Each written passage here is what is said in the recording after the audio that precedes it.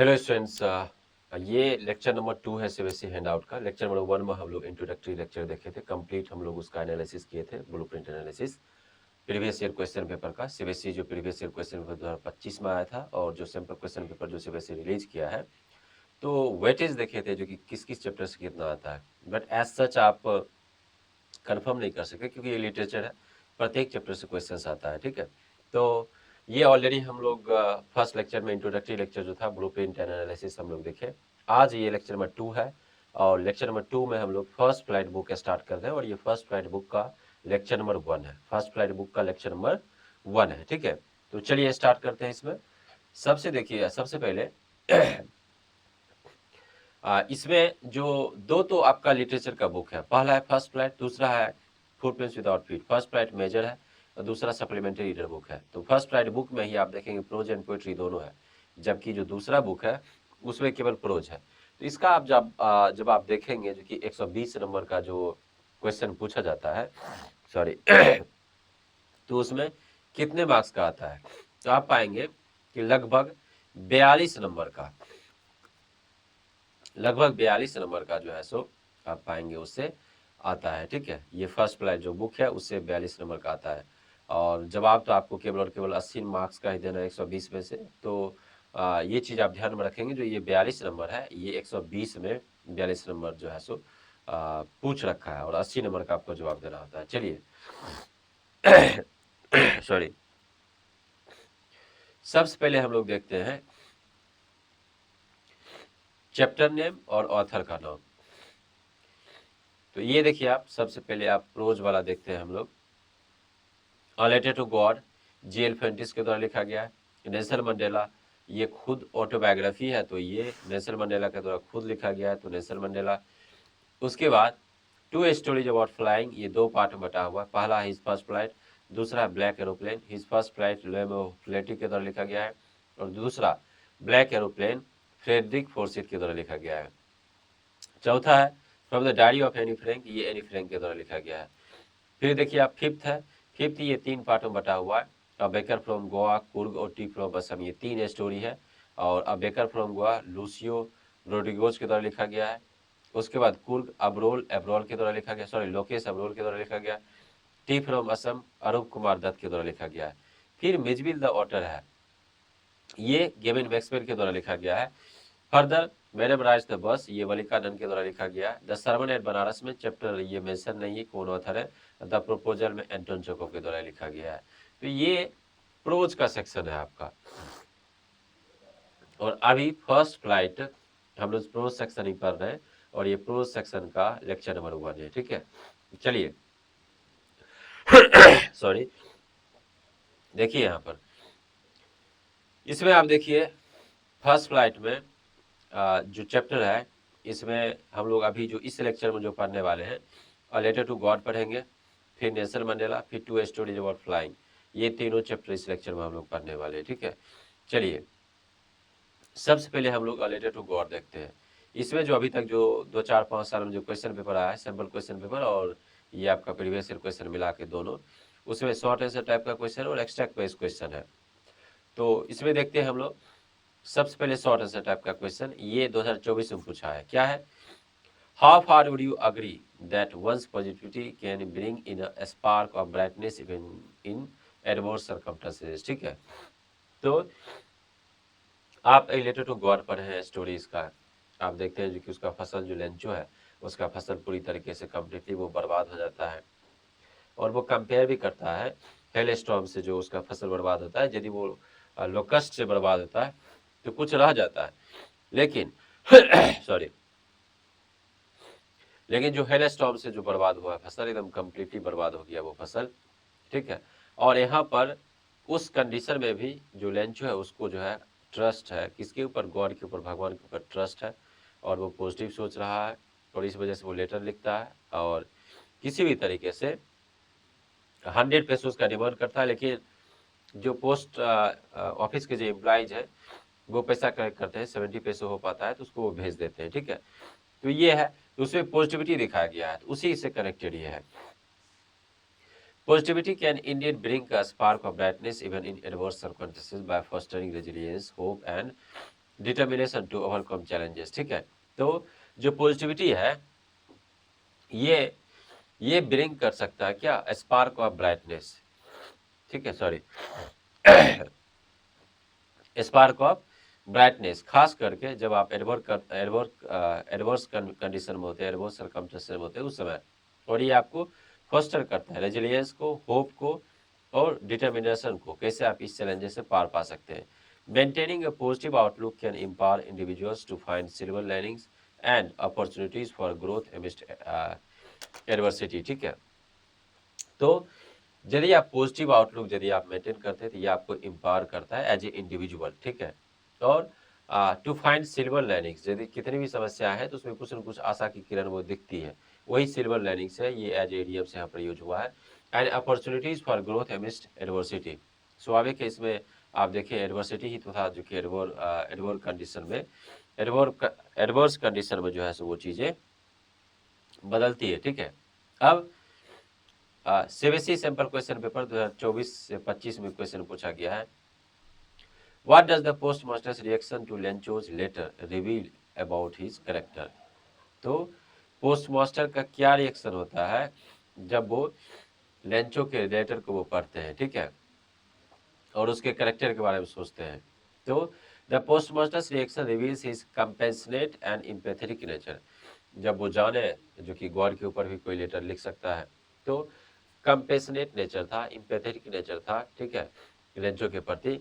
दो ही initially laughed eight Lencho's innocence, यद्यपि ऐसा था जो कि वो हंसते हैं उसके ऊपर, उसके इनोसेंस के ऊपर वो हंसते हैं। He was deeply moved by his faith, वो जो है काफ़ी ज़्यादा जो है सो डीपली मूव्ड होते हैं उसके फेथ के ऊपर।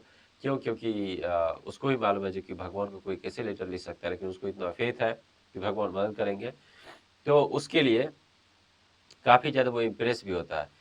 His efforts to collect money to respond as God highlights his kindness, generosity and respect for Lencho's unwavering belief, ठीक है। और जो पोस्ट मास्टर है उसका जो एफर्ट्स है, किस चीज़ का एफर्ट्स है, पैसे कलेक्ट करने में, जो पैसे कलेक्ट करने में जो उसका एफर्ट्स है वो पूरा एफर्ट्स लगाता है और पैसे कलेक्ट करता है। इससे उसका जो है जेनरसिटी पता चलता है और रिस्पेक्ट पता चलता है कि लेंचो का जो अनवेवरिंग बिलीफ है गॉड के प्रति, जो अटल जो विश्वास है भगवान के प्रति, वो चीज़ शो करता है। नेक्स्ट देखिए आप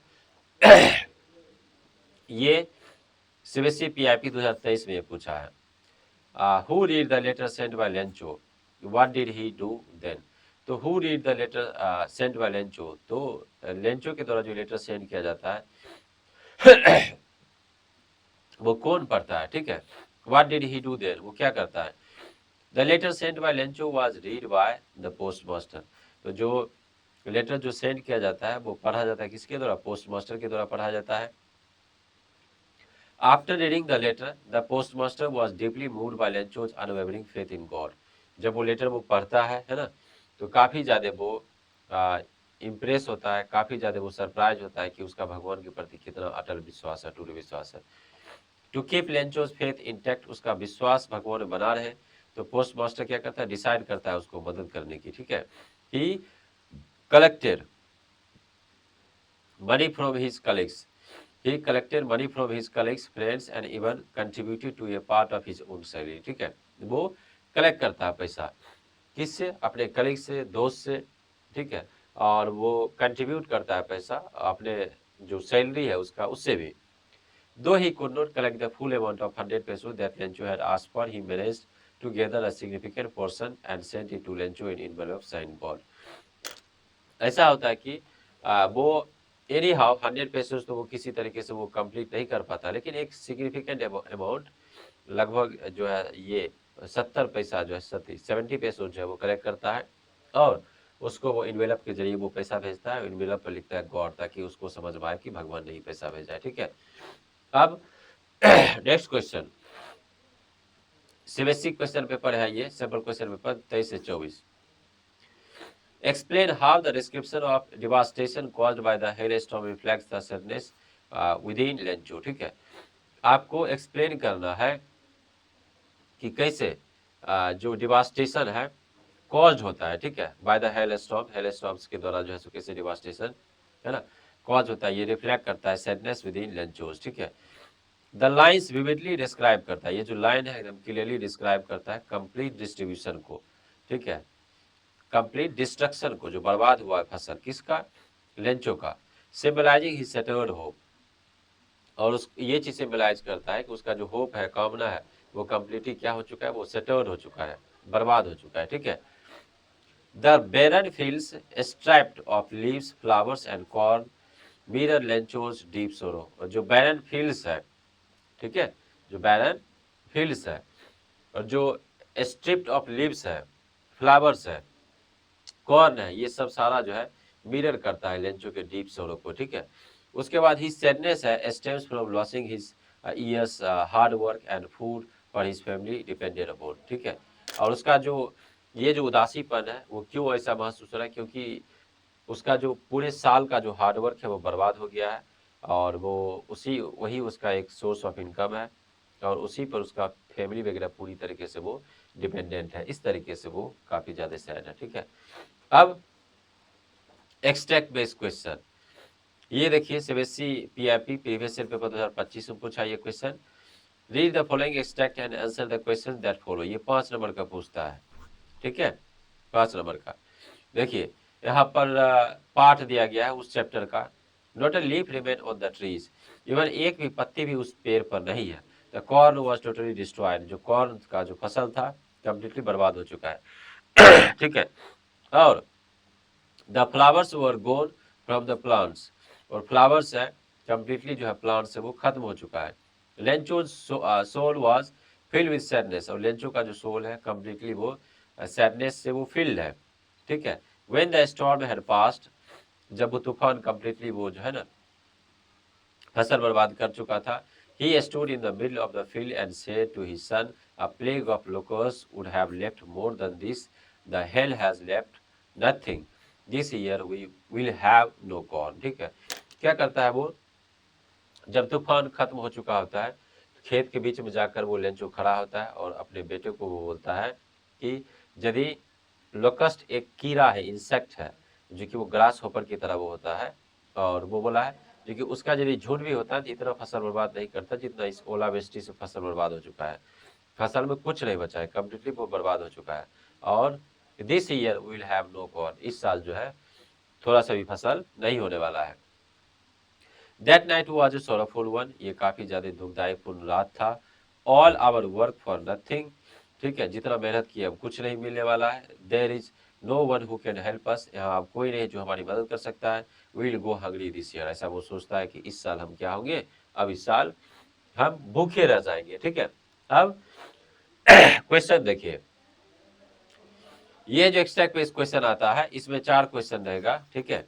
जैसे why were there no leaves left on the trees, क्यों पेड़ पर अब कोई भी लीव्स नहीं बचा है। द लोकेस्ट एट देम, ठीक है, एट देम अप, जो लोकेस्ट था, लोकस्ट जो था वो खा चुका था, ऐसा तो नहीं, लोकस्ट की बात ही नहीं है वो। An earthquake had occur, earthquake आया नहीं। There was a hail storm, there was a hail storm, तो वो क्या हेल स्टॉर्म था, यस, ओलावृष्टि हुई थी। The animals gazed on them, तो ये नहीं होगा, ठीक है। करेक्ट आंसर क्या होगा, करेक्ट आंसर ऑप्शन सी होगा इसका करेक्ट आंसर, ठीक है। अब next, Lencho felt dash when he saw his destroyed cornfield, Lencho स्वाभाविक है, लेंचो का फसल बर्बाद हुआ है, तो जब वो अपने फसल को, बर्बाद फसल को देखेगा तो कैसा फील करेगा, खुशी तो फील नहीं करेगा, बिल्कुल ऐसा वो दुखी जैसा फील करेगा वो। उसी कॉन्टेक्स्ट में लेंचो फिर जुबिलेंट नहीं होगा, जुबिलेंट मीन्स होता है खुशी व्यक्त करना, डिवास्टेटेड होगा, ऐसा लग रहा था उसको कि हम बर्बाद हो चुके हैं, और इस साल ऐसा हो सकता है जो कि हम भूखा रहे, क्योंकि फसल तो पूरी तरीके से बर्बाद हो चुका है। अब next, well Lencho says all our work for nothing, what does he refer to, जब ये लंचो बोल रहा है कि all our work for nothing, जितना सब हमने काम किया अब कुछ नहीं बचा है, कुछ काम का नहीं है, what does he refer to, ये किस चीज को रेफर करता है। तो Lencho and his family had worked hard in their fields, जो लेंचो और उसका परिवार है काफी ज्यादा मेहनत किया था फील्ड्स में। Sowing and nurturing the corn with great hope, और जो कॉर्न था, जो था वो उसने जो बोया और जो नर्चर किया, ठीक है, ग्रेट होप के साथ कि चलो फसल अच्छा होगा। हाईवर, हालांकि क्या होता है, The hailstorm destroyed the entire crop. His statement reflects his despair that all their efforts had gone to waste. और हालांकि क्या होता है, ओलावृष्टि होती है, इससे क्या होता है, पूरा फसल बर्बाद होता है।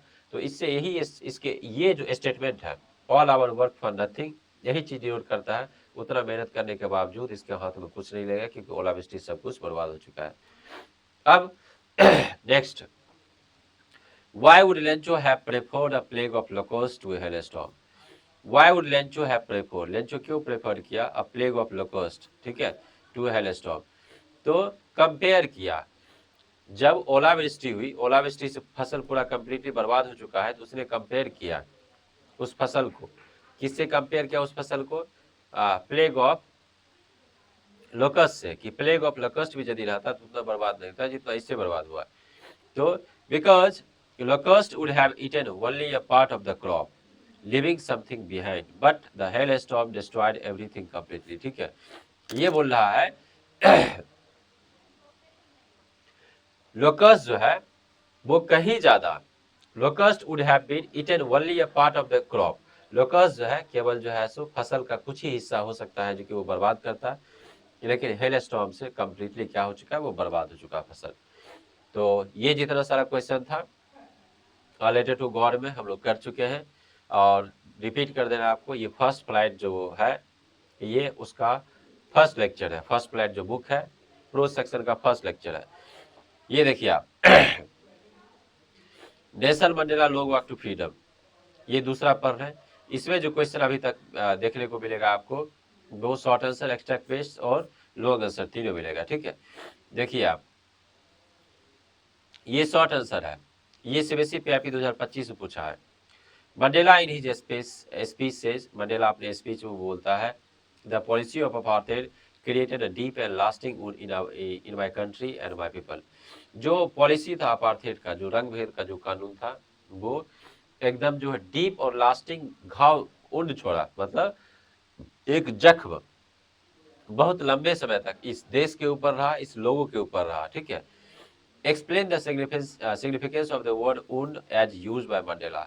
अब आपको एक्सप्लेन करना है जो कि उंड किस तरीके से यूज हुआ है। स्वाभाविक है, आप देखते किसी कोई व्यक्ति यदि एक्सीडेंट कर जाए, और एक्सीडेंट जब करेगा तो स्वाभाविक है जो कि उसको जख्म जो है होगा, तो जख्म यदि वो उसके ऊपर होगा तो लंबे समय तक जख्म रहता है तो वो पेन ही करता है। तो उसी के कंडीशन में ये चीज बताया गया है, ठीक है, कि ये लास्टिंग इम्पैक्ट छोड़ेगा वो चीज, ठीक है। देखिए द वर्ड वुंड, जो ये वुंड है, सिंबलाइजेस करता है the deep pain and suffering caused by racial discrimination under apartheid, ठीक है। तो ये जो वुंड है सिंबलाइज करता है एकदम डीप पेन और सफरिंग, ठीक है, जो कि कॉज किया गया किसके द्वारा, रेशियल डिस्क्रिमिनेशन के द्वारा। मतलब जो रेशियल डिस्क्रिमिनेशन था, ब्लैक को कम इंपॉर्टेंस मिलता था, ठीक है, तो उसके कंडीशंस को लेकर है, खास करके अपार्थाइड सिस्टम के अंतर्गत। इट रेफर्स करता है not only the physical hardship endure but also to the psychological scars of injustice, inequality and loss of dignity that operate South African experience for generations, ठीक है। और जो ये चीज है, ये ना केवल फिजिकल हार्डशिप्स को दिखाता है, बताता है, इसके अलावा कहीं जो है साइकोलॉजिकल स्कैर्स को भी जो है वो बताता है कि लंबे समय तक इनजस्टिस नहीं मिला, ठीक है, जस्टिस नहीं मिला, मतलब इनजस्टिस मिला, उसके बाद इनइक्वालिटी रहा, असमानता रहा, और कभी भी सेल्फ रिस्पेक्ट का भाव नहीं आया, सम्मान का भाव नहीं आया, लॉस ऑफ डिग्निटी रहा, that oppressed south African experience for generations, और ये जनरेशंस तक चलता रहा, 20, 30, 40, 50, 60, इस तरीके से बहुत लंबे समय तक ये चलता रहा, ठीक है। नेक्स्ट क्वेश्चन, ये सैंपल क्वेश्चन पेपर है 25 से 26। How can Nelson Mandela's vision of liberating both the oppressed and the oppressor be applied in modern day societies to address issues of inequality and discrimination, ठीक है। तो ये 3 number का पूछता है, ठीक है, और इसका जवाब 40 से 50 शब्द में आपको इसका जवाब देना होता है, और ये 3 नंबर में पूछता है, ठीक है। तो देखते हैं, how can Nelson Mandela's vision of liberating both the oppressed and oppressor be applied in modern day societies, ठीक है। तो कैसे जो है, जो एक लाइन बोला गया कि लिबरेट करना है किसको, जो ऑपरेस्ड है और जो ऑपरेसर है, मतलब जो सता रहा है, ठीक है, ऑपरेसर जो सता रहा है मतलब व्हाइट पीपल है, जो ऑपरेस्ड है ब्लैक पीपल, ठीक है। कैसे ये अप्लाई होता है मॉडर्न डे सोसाइटी में, ठीक है। ये चीज एड्रेस करता है इश्यूज को, खास करके इनइक्वलिटी को और डिस्क्रिमिनेशन को, ठीक है, आज भी समाज में। तो Mandela believe that true freedom comes when both the oppressed and oppressor are liberated. ये बताया कि मंडेला ये ऐसा विश्वास करते हैं कि सचमुच में जो फ्रीडम है वो, ठीक है, आता है जब ऑपरेस्ड एंड ऑपरेसर दोनों जो है लिबरेटेड है, मतलब फ्रीडम फील कर रहे हैं। In modern societies this means addressing systematic inequalities, promoting justice and encouraging empathy, ठीक है। और ये जो मॉडर्न सोसाइटीज है, ठीक है, इसमें यदि कोई सिस्टमेटिक इनइक्वलिटी जिसके साथ असमानता हो रहा हो और यदि उसके साथ जस्टिस नहीं मिल पा रहा हो और उस कंडीशन में यदि इनकरेज किया जाए एम्पैथी को, ठीक है, तो by freeing victims from injustice and reforming operations prejudice a fair and inclusive society can be build, ठीक है। यदि उसको फ्री किया जाए विक्टिम्स को, ठीक है, इनजस्टिस से, जैसे कि ब्लैक पीपल के साथ हो रहा था, तो ये रिफॉर्म करता है ऑपरेशंस के प्रेजुडिसेस को, ठीक है, जो पक्षपात किया जा रहा था, ठीक है। और उससे क्या होगा, अ fair and inclusive society can be build. इससे क्या होगा, एक साफ सुथरा और एक प्रॉपर जो है ना, प्रॉपर समाज का स्ट्रक्चर हो पाएगा जिसमें हर लोग, चाहे वो गरीब हो अमीर हो, किसी भी जात के हो, किसी भी धर्म के हो, किसी भी कलर के हो, हर किसी का पार्टिसिपेंट रहेगा, तो सबका जो है ना, सोसाइटी प्रॉपर जो है वो बिल्ड करेगा, ठीक है। अब एक्सट्रैक्ट बेस्ड क्वेश्चन, ठीक है, ये एक्सट्रैक्ट बेस्ड क्वेश्चन है और ये 2024 में ये क्वेश्चन जो है ये पूछा है, ठीक है। Read the following extract and answer the following questions. देखिए, on the day of inauguration, ये स्पीच का पार्ट है, जब इनॉग्रेशन का दिन था, I was overwhelmed with a sense of history, मतलब बहुत ज़्यादा अत्यधिक इमोशंस था हिस्ट्री को लेकर, क्योंकि सदियों से वो अपार्थाइड सिस्टम के अंतर्गत जो है ब्लैक पीपल जो है वो को सताया जा रहा था। Finally black people first time president बनते हैं, उस चीज़ को लेकर ओवरवेल्म थे।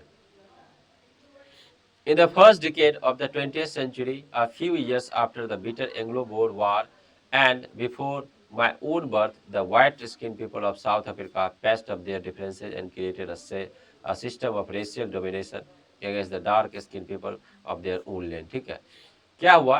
In the first decade of 20th century, जब 20वीं शताब्दी जब शुरुआत हो रही थी, तो दो देशों के बीच जो है वो युद्ध चल रहा था। किन किन दो देश के बीच? तो एंग्लो और बोर, ठीक है, ये दो देश के बीच जो है युद्ध चल रहा था। तो उस युद्ध में जो है क्या होता है कि जो व्हाइट पीपल है वो सेटल कर लेते हैं, ठीक है, और सेटल करके इस तरीके से वो चीज़ों को मतलब लाते हैं कि व्हाइट स्किन जो पीपल है उसका जो है वर्चस्व रहे, ठीक है, हर फील्ड पर, लाइक सोशल है, पॉलिटिकल है, ठीक है, ये हर जो है एडमिनिस्ट्रेशन है, हर जगह जो है सो उसका वर्चस्व हो और उसी के लिए जो है फेवर हो। तो वो क्या करते हैं, साउथ अफ्रीकन पैचअप करते हैं of their differences and created a system of racial domination. एक सिस्टम ऐसा क्रिएट करते हैं जो कि कलर के आधार पर जो है डोमिनेट कर रहा था व्हाइट पीपल, किसके ऊपर? तो डार्क स्किन पीपल के ऊपर। The structure they created form the basis of one of the harshest most inhuman societies the world has ever known, ठीक है। और ये जो स्ट्रक्चर तैयार किया गया कि व्हाइट पीपल जो है वो सुप्रीम होता है ब्लैक पीपल के प्रति, ठीक है, और उसको इनह्यूमन की तरह उसको देखा जाता है, समझा जाता है। तो ये अपने आप में एक हार्शेस्ट, ठीक है, इनह्यूमन सोसाइटीज था पूरे वर्ल्ड में। नाउ अब in the last decade of the 20th century and my own 8th decade, ठीक है, as a man that system has been overturn forever and replaced by one that recognizes the rights of freedom of all peoples regardless of color of their skin, ठीक है।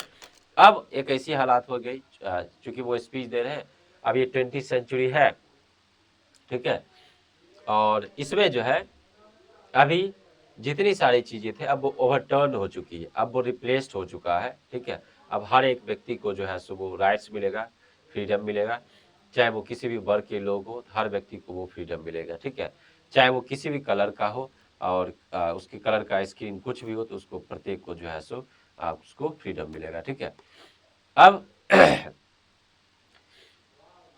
इसमें extract based question 5 number का आता है। ठीक है, 5 number का आता है एक्स्ट्रैक्ट बेस्ड क्वेश्चन, ये 5 नंबर का आता है। Explain the feelings of the narrator when he said, जब वो बोलता आई was overwhelmed with a sense of history, I was overwhelmed with a sense of history, इसका क्या अर्थ है? तो जो नेल्सन मंडेला फील करते हैं, ओवरवेल्म करते हैं with a sense of history, क्यों? Because he witnesses the significant transformation of the racial domination system in South Africa. ठीक है, क्यों? क्योंकि वो जो है विटनेस करते हैं एक सिग्निफिकेंट ट्रांसफॉर्मेशन को, जो कि वो एक रेशियल डोमिनेशन जो था साउथ अफ्रीका में, व्हाइट पीपल का जो डोमिनेशन था वो खत्म होता है, और उसके बाद जो है वो ब्लैक पीपल और व्हाइट पीपल दोनों का जो है सो बराबरी का अधिकार होता है। ये मार्किंग करता है the end of an era of injustice and the dawn of new era of equality and freedom, और ये चीज बताता है कि इनजस्टिस का जो युग था वो खत्म हो रहा, अब एक सवेरा है किस चीज का? एरा ऑफ इक्वलिटी का। ठीक है, अब एक युग आएगा जो कि समानता की बात होगी, फ्रीडम की बात होगी। ठीक है, दूसरा question, the system of racial domination has been replaced by system that, अब जो रेशियल डोमिनेशन था, कलर के आधार पर लोग जो डोमिनेट कर रहे थे, व्हाइट पीपल डोमिनेट कर रहे थे ब्लैक पीपल पर, अब वो रिप्लेस्ड हो चुका है किस सिस्टम से? Confirms the education of the blacks, ऐसा तो बात नहीं है।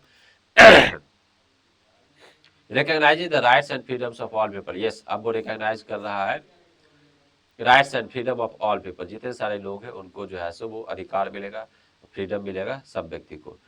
रिकलेक्ट द बिटर एक्सपीरियंस, ऐसी बात नहीं है। Focuses on the personal development, ये भी नहीं। करेक्ट आंसर क्या हो जाएगा? ऑप्शन बी इसका करेक्ट आंसर हो जाएगा। ठीक है, next, comment on the kind of society apartheid had created, आपको कमेंट करना है ना, जो अपार्थेड सोसाइटी जो बना था, रंगभेद का जो समाज जो बना था, रंग के आधार पर जो है सो डोमिनेट करते थे लोग व्हाइट पीपल, तो वो किस तरीके का सोसाइटी था उस पर आपको कमेंट करना है, कुछ लिखना है। ठीक है, तो apartheid created a deeply segregated and discriminatory society, जो अपार्थेड जो था, रंग भेद का जो समाज था, वो डीपली सेग्रीगेट किया, एकदम अलग अलग किया।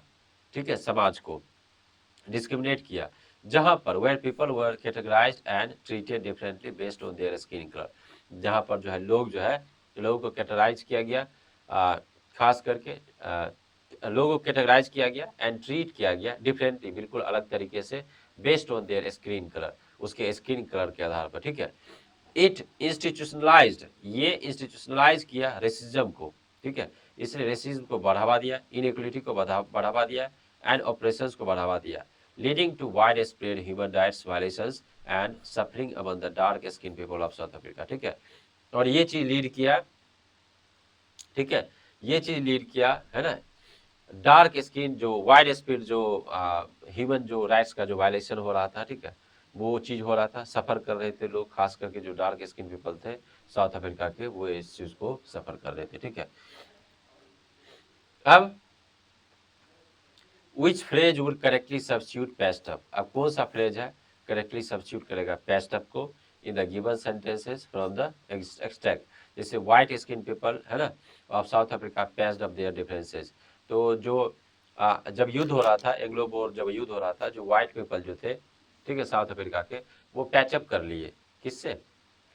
उस युद्ध में होता है ना, जो कि आप एक कंक्लूजन पाते हैं, पैचअप कर लिए, और इस तरीके का फिर वहां पर सोसाइटी का उन्होंने निर्माण किया, जहां पर व्हाइट पीपल लोगों का क्या था? सुप्रीमेसी था। ठीक है, तो पैचअप का अर्थ है यहाँ पर सेंटेंस में, इसका अर्थ है रिजॉल्व और settle differences and restore harmony, तो जो लड़ाई था एंग्लो बोर वार के बीच, ठीक है, उसको उसने क्या किया? उसको उसने रिजॉल्व कर लिया। ठीक है, अब ये एक लॉन्ग आंसर टाइप का क्वेश्चन है। लॉन्ग आंसर टाइप का क्वेश्चन 6 नंबर का पूछता है, और आपको 100 से 120 शब्द में जो है सो आपको जवाब देना होता है, इस चीज को आप ध्यान रखेंगे। ठीक है, देखिए, you have been chosen to address students gathering from the neighbourhood schools, ठीक है, आपके नेबरहुड स्कूल से जो है सो, है ना, you have been chosen to address student gathering from the neighbourhood schools, ठीक है, to speak on the resilience of the human spirit required to transcend discrimination. ठीक है, तो आप एक स्टूडेंट हैं और आपको चूज किया गया है कि आप को जो है सो स्पीच देना है, resilience of the human spirit required to transcend discrimination. Discrimination जो भेदभाव है उसको खत्म करने के लिए, ठीक है, जो रेजिलियंस की जरूरत होती है, जो दृढ़ संकल्प की जरूरत होती है, उसके बारे में बताना है। प्रिपेयर करना है speech draft in not more than 120 words, 120 शब्द से ज़्यादा नहीं होना चाहिए, with reference to the commonality of themes in Nelson Mandela long walk to freedom and the trees, ठीक है। और इसमें दो चैप्टर को रेफर किया गया है, क्योंकि दोनों चैप्टर में रेजिलियंस को दिखाया गया है, ठीक है। एक Nelson Mandela long walk to freedom और जो दूसरा है द ट्रीज, ये दोनों में ये चीज क्या किया गया है, दिखाया गया है प्रॉपर, ठीक है। अब स्पीच देखिए, गुड मॉर्निंग एवरीवन, ये स्पीच है। Today I would like to discuss two powerful pieces of literature that illuminate the resilience of human spirit in overcoming discrimination. Today, good, पहले तो है गुड मॉर्निंग, है ना एवरीवन। टुडे, आज I would like to discuss two powerful pieces of literature, मैं discuss करना चाहता हूँ दो पावरफुल पीसेज ऑफ लिटरेचर को, जो कि वो इल्यूमिनेट करता है किस चीज़ को, रेजिलियंस को, दृढ़ संकल्प जो होता है लोग उसको दिखाता है, ठीक है। और दोनों स्टोरीज दिखाया जाएगा, एक द ट्रीज कविता से, उसके बाद इससे। In Nelson Mandela long walk to freedom, ठीक है, Mandela's unwavering fight against apartheid showcases his determination to create equality. इस चैप्टर में ये बताया गया है कि मंडेला का जो अटल जो फेथ है और जो फाइट करता है अपार्थाइड से, रंगभेद जो फाइट करता है, वो जो शोकेस करता है उसका डिटरमिनेशन, इच्छा शक्ति किसी भी चीज़ को करने का, उसने क्रिएट किया इक्वलिटी को, समानता को। His journey symbolizes the collective resilience of people striving for justice। और उनकी जो यात्रा है ये सिम्बलाइज करता है एक कलेक्टिव रेजिलियंस को, मतलब उस देश के जितने सारे लोग थे सब मिलकर उन्होंने प्रयास किया, ठीक है, और तब जाकर फाइनली उसको जो है सो जस्टिस मिला।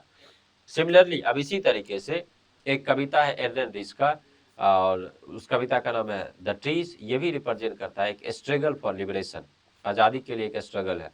उस समय जब लिखा गया था ये पोएम एर्नन रिस के द्वारा, तो उस समय महिलाओं को काफ़ी ज़्यादा जो है सो मतलब कंजर्वेटिव तरीके से रखा जाता है, उनको उतनी आज़ादी नहीं थी। तो इस कविता के जरिए बताया गया कि कैसे महिलाएं जो है सो धीरे धीरे धीरे धीरे धीरे धीरे जो है सो वो समाज में पार्टिसिपेट करी एक्टिव, ठीक है। तो the trees breaking out of confined spaces metaphorically depict करता है individuals fighting against societal restrictions and reclaiming their freedom, ठीक है। तो द ट्रीज जो है breaking out of confined spaces, ठीक है, वो पेड़ जो है एक कन्फाइंड एरिया में है, उसको रहना चाहिए, जंगल में, फॉरेस्ट में रहना चाहिए, तो वहां से वो हटना चाह रहा है, ठीक है। तो वो वहां से ब्रेक आउट करना चाह रहा है, वो ये चीज डिपेक्ट करता है एक इंडिविजुअल्स का, खास करके महिलाओं का, कि वो फाइट कर रहे हैं किस चीज से, जो सोसाइटल रेस्ट्रिक्शंस है, समाज में जो रेस्ट्रिक्शंस बनाए गए हैं, ठीक है, अब वो सदियों से जो कंजर्वेटिव सोसाइटी रही है, ठीक है, उससे वो फाइट कर रहे हैं और रिक्लेम करना चाहते हैं अपने फ्रीडम को, ठीक है। बोथ टेक्स्ट इंस्पायर्स करता है us to adversity with courage and hope. और दोनों का दोनों जो टेक्स्ट है, ठीक है, वो इंस्पायर करता है एडवर्सिटी को और करेज को, ठीक है, और उसके अंदर होप भी है। To conclude I would like to say that resilience is the foundation of change and it begins with the belief in equality for all.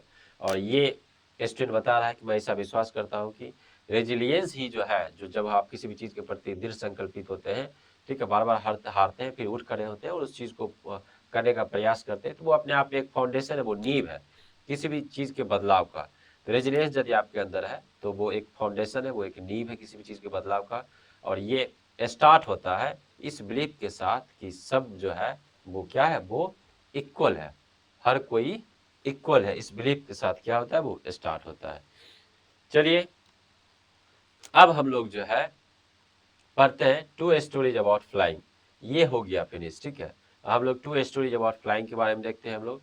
इसमें देखिए आप, शॉर्ट आंसर टाइप का question, extra based question, long answer type का question, ये तीनों जो है इसमें है, ठीक है। टू स्टोरीज फ्लाइट में दो स्टोरी है, पहला सीगल के ऊपर है हिज फर्स्ट फ्लाइट, उसके बाद द ब्लैक एरोप्लेन है, तो ये दोनों के ऊपर है, ठीक है।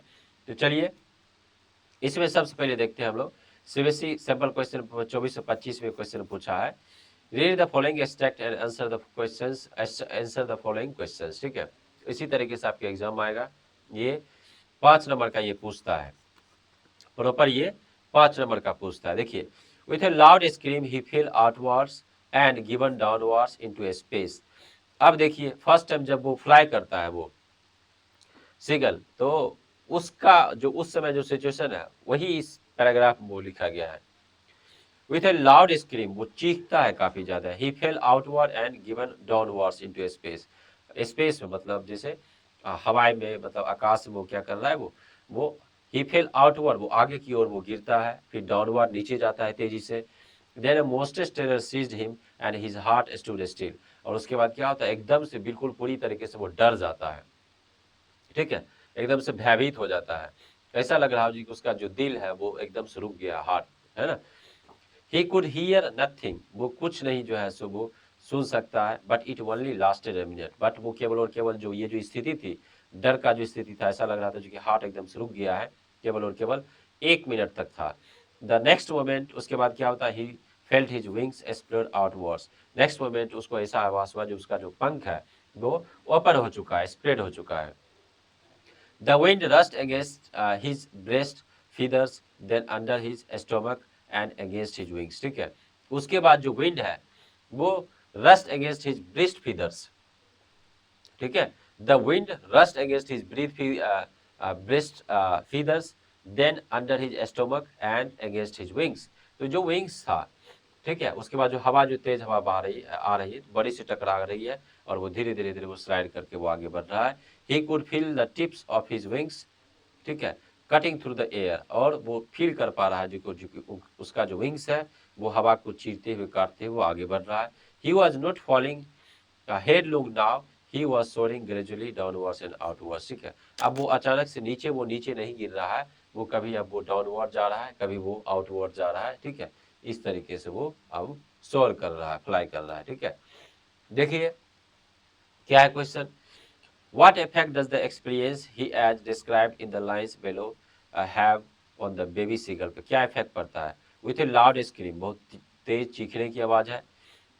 he fell outwards and downwards into space, then a monster terror seized him his heart and stood still। इसका क्या अर्थ आता है, तो क्या वो बहुत ज्यादा खुश है, तो ऐसा तो नहीं है।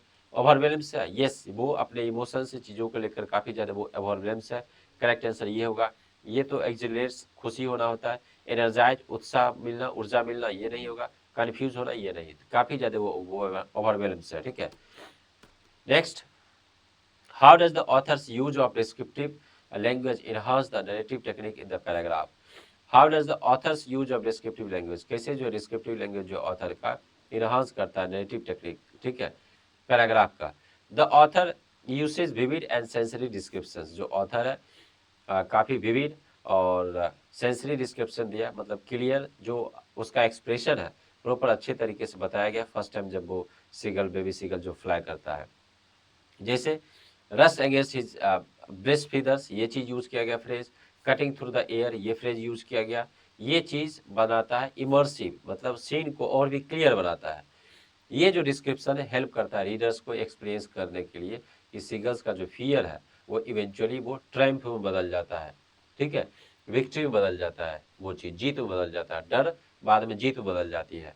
Building tensions and delivering a sense of exhilaration, ठीक है। और ये चीज शुरू में तो वो टेंशन क्रिएट करता है, लेकिन बाद में वो सेंस ऑफ एक्सिलरेशन वो बन जाता है, ठीक है, मतलब खुशी का एक, है ना, माहौल बन जाता है। Next, the use of the word rust, rust means क्या होता है, मतलब तेजी दर्शाना होता है। नहीं बोलते जी कि रस आवर है, मतलब वहाँ पर बहुत ज़्यादा ट्रैफिक की स्थिति है, ठीक है, और बहुत ज़्यादा भीड़ है, ये चीज़। तो उसी कंटेक्स्ट में स्पीड को लेकर बताया जाता है। रस मीन्स स्पीड भी होता है, रिलीफ मीन्स होता है रिलैक्स महसूस करना। क्या होगा, तो यहाँ पर स्पीड करेक्ट आंसर होगा, क्योंकि यहाँ रस यूज किया गया तो वो सेंस देता है स्पीड का। Next, how does the seagull's feelings towards the end of the extract contrast with the initial feeling of terror? तो सीगल का जो फीलिंग है जब पैसेज के लास्ट में देखते हैं और शुरू में जब देखते हैं जो टेरर का फीलिंग है, इन दोनों में क्या डिफरेंस है। इनिशियली स्वाभाविक है, सीगल पैरालाइज हो चुका है, मतलब किस चीज से, फियर से। ऐसा लग रहा हो कि उसका बॉडी बिल्कुल एकदम नहीं काम कर रहा है और स्क्रीम कर रहा है, वो चीख रहा है। एंड फीलिंग एज इफ, वो ऐसा फील कर रहा है मानो कि हिज हार्ट एज स्टॉप्ड, उसका हार्ट जो है वो कम्प्लीटली स्टॉप्ड हो चुका है। By the end of the extract, extract का जब एंड होता है उसमें आप देखेंगे ही एक्सपीरियंसेस एक्सिलरेशन, वो एक्सपीरियंस करता है एक्सिलरेशन को, जो कि एक new found sense of freedom है, ठीक है। वो new found sense of freedom है जो कि वो सोर्स करता है काफ़ी ज़्यादा कॉन्फिडेंटली थ्रू द एयर, हवा में, ठीक है। और ये चीज़ उसको ओवरकम करता है, किस चीज़ से, फियर से, डर से उसको ओवरकम करता है, ठीक है। ये चीज़ हो गया। दूसरा पैराग्राफ देखिए आप, ये फिर सिगल के ऊपर ही है। ये सीबीएसई सैंपल क्वेश्चन पेपर 2025 से 26 इसी साल जो सीबीएसई रिलीज किया है सैंपल क्वेश्चन पेपर, ये उसी से ये क्वेश्चन पिक किया गया है। देखिए, he just felt a bit dizzy, then he flapped his wings once and he soared upward. गा गा गा गा गो गोल, ये उसका साउंड है। His mother swept past him, उसकी माँ उसके जस्ट बगल से गुजरती है। Her wings making a loud noise, उसकी माँ जब उसके बगल से गुजरती है तो उसका जो विंग्स है बहुत तेज आवाज करता है, ठीक है। He answered her with another scream, और वो उसके जो, जब वो उसकी माँ बगल से गुजरती है तो वो उसके रिप्लाई में वो आंसर करता है बहुत और चीख कर। Then his father flew over his screaming, और उसके पिता भी जो है उसके बगल से गुजरते हैं, ठीक है। He saw his two brothers and sisters flying around him, curveting and banking and soaring and diving, ठीक है। जो फर्स्ट टाइम जब वो फ्लाई करता है सिगल, जो कि आप पिछला पैराग्राफ देखें, है ना, और उसके जस्ट 1 मिनट तक डर लगता है, और उसके बाद की स्थिति है जब वो उस चीज़ को एंजॉय कर रहा होता है, ठीक है, आसमान में। तो उसके बगल से उसकी माँ गुजर रही है, उसके पिता, उसके बाद उसके जो सिबलिंग्स हैं, ठीक है, वो भी जो है एंजॉय कर रहे हैं, कर्वेटिंग कर रहे हैं, बैंक कर रहे हैं, ठीक है, soaring and diving. Then he completely forgot that he had not always been able to fly, ठीक है। अब वो सिगल इस बात को कंप्लीटली भूल चुका है कि अब वो कभी फ्लाई नहीं कर पाएगा, ऐसा नहीं सोचता है। And commanded himself to dive and soar and curve, shrieking shrilly, ठीक है। और ये चीज है ना, commanded himself to dive and soar, ठीक है, वो एकदम से डाइव भी कर रहा है, तेज जो है वो आसमान में उड़ान भी बढ़ रहा है, ठीक है, कर्व भी कर रहा है, ठीक है, और श्रिकिंग श्रीली, और वो आवाज भी जो है वो निकाल रहा है, ठीक है। जब पक्षी जो है उड़ान भरती है चीखने की, ठीक है, देखते हैं ना आवाज अलग अलग, उस कंडीशन में ये बताया गया है। देखिए, आपको कॉन्ट्राडिक्ट करना है। The young seagull celebrated his maiden first flight alone, ठीक है, ये चीज। The view that young seagull, जो आप पैसेज में आप देखें, जो यंग सीगल है, ठीक है, जो सेलिब्रेट कर रहा है उसके बारे में बताना है। Young seagull did not celebrate his first flight alone, केवल यंग सीगल ही जो है उस अपने फर्स्ट फ्लाइट को, पहली बार जो उड़ान भरा था उसको केवल वही सेलिब्रेट नहीं करता है, उसके साथ साथ उसके मदर भी है, फादर भी है, सिबलिंग्स भी है, हर कोई उसको ज्वाइन में करते हैं आकाश में। दे सोड, सारे के सारे जो है एकदम आसमान में ऊंचाई भर रहे हैं, स्क्रीम कर रहे हैं, चीख रहे हैं, चिल्ला रहे हैं, डाइव कर रहे हैं, है ना, उस तरीके से। उसके बाद sharing his happiness and making it a family celebration, और पहली बार जो उड़ान भरा है ये सिगल, तो ये जो है वो शेयर किया गया पूरे फैमिली के साथ और सेलिब्रेट किया गया फैमिली के साथ, ठीक है। Next, which of the following statement best explain करता है the young seagulls experience as he starts flying. तो कौन सा ऐसा ऑप्शन है जो कि वो एक्सप्लेन करता है यंग सीगल के एक्सपीरियंस को जब वो स्टार्ट करता है फ्लाई करना। तो the young seagull immediately mastered flying and was no longer afraid, young seagull जो है सो अचानक से मास्टर किया फ्लाइंग को, ठीक है, और वो बिल्कुल नहीं डरता है। दूसरा, the young seagull gradually gain confidence and join his family in the air, yes, वो धीरे धीरे कॉन्फिडेंस, वो शुरू में तो उसको बहुत ज़्यादा डर लगता है, लेकिन धीरे धीरे उसके अंदर कॉन्फिडेंस आता है, फिर फाइनली वो अच्छे से फ्लाई करता है। करेक्ट आंसर बी ही इसका करेक्ट आंसर होगा, ठीक है। Next, what can be inferred about young seagulls emotional state after flying with his family. तो क्या गेस किया जा सकता है जब वो यंग सीगल जो है पहली बार अपने फैमिली के साथ जो है साथी में वो फ्लाई कर रहा है, तो उसका इमोशनल स्टेट क्या हो सकता है, भावनात्मक रूप से उस समय उसकी अवस्था क्या हो सकती है। तो ही फेल्ट थ्रिल्ड, वो काफ़ी ज़्यादा खुश महसूस कर रहा है, जॉयस महसूस कर रहा है। फ्री ऑफ फियर, अब उसको कोई डर नहीं है। ही फॉरगेट हिज अर्लियर हेजिटेशन, वो जो उसका पहला जो हेजिटेशन था, डर था फ्लाई करने से, वो कम्प्लीटली उसको भूल चुका है। And enjoyed diving, soaring and shrieking with excitement, और काफ़ी ज़्यादा वो इंजॉय कर रहा है, डाइव कर रहा है, सोअर कर रहा है, ठीक है, आकाश में काफ़ी विथ एक्साइटमेंट, ठीक है। अब देखिए 4 क्वेश्चन है, ये देखिए इसमें, read the following sound and movement word. अब इस पैसेज में ये सब सारा वर्ड यूज हुआ है, आपको बताना है कौन सा साउंड वाला वर्ड है, कौन सा मूवमेंट वाला वर्ड है, ठीक है। फ्लैप मालूम है जो कि पंख को फैलाना होता है, ये तो मूवमेंट का हो जाएगा, ये मूवमेंट का हो जाएगा, ठीक है। दूसरा देखिए आप, श्रीकिंग, ये आवाज निकालता है, क्या हो जाएगा, ये साउंड, ठीक है। सॉफ्ट, ये जो सॉफ्ट है ये भी जो है जिसे गोता लगा के ऊपर नीचे करते हैं उस तरीके से, तो ये इसका हो जाएगा, ये भी मूवमेंट है। ये सोर, आकाश में ऊंचाई पर चढ़ना होता है, तो ये भी मूवमेंट है। उसके बाद आपका स्क्रीमिंग, चीखना होता है, चीखना चिल्लाना होता है, तो ये भी साउंड है। मतलब देखिए 1 और 5, 1 और 5 ये दोनों क्या है, सॉरी 2 और 5, ये 2 नंबर श्रीकिंग और 5 ये दोनों साउंड है। देखिए 2 5 साउंड कहाँ है, ये साउंड है। तो देखिए 2 5 सी नंबर ऑप्शन में साउंड है, और 1 3 4 स्वाभाविक है, क्या हो जाएगा, वो मूवमेंट हो जाएगा, ठीक है। करेक्ट आंसर क्या हो जाएगा, ऑप्शन सी, ये चीज, ठीक है। तो चलिए, ये आपका जो है आपका फर्स्ट फ्लाइट का जो है, अभी प्रोज ही हम लोग कर रहे हैं फर्स्ट फ्लाइट का, उसका हम लोग लेक्चर 1 किए हैं। और ऑलरेडी हम लोग जो फर्स्ट लेक्चर था ओवरऑल वो इंट्रोडक्टरी लेक्चर था, ये लेक्चर नंबर 2 था जिसमें कि हम लोग फर्स्ट फ्लाइट का लेक्चर नंबर 1 किए बुक का। तो नेक्स्ट लेक्चर में हम लोग फर्स्ट फ्लाइट का लेक्चर नंबर 2 करने वाले हैं, ठीक है। चलिए, आई होप कि आपको ये प्रॉपर अच्छे तरीके से समझ में आया होगा, और आप हैंड आउट को अच्छे तरीके से आप पढ़ेंगे और उसके साथ वीडियो भी देखेंगे तो और बेहतर तरीके से आपको समझ में आया होगा, समझ में आ जाएगा, ठीक है। तो चलिए हम लोग नेक्स्ट वीडियो में मिलते हैं, bye bye, have a nice day.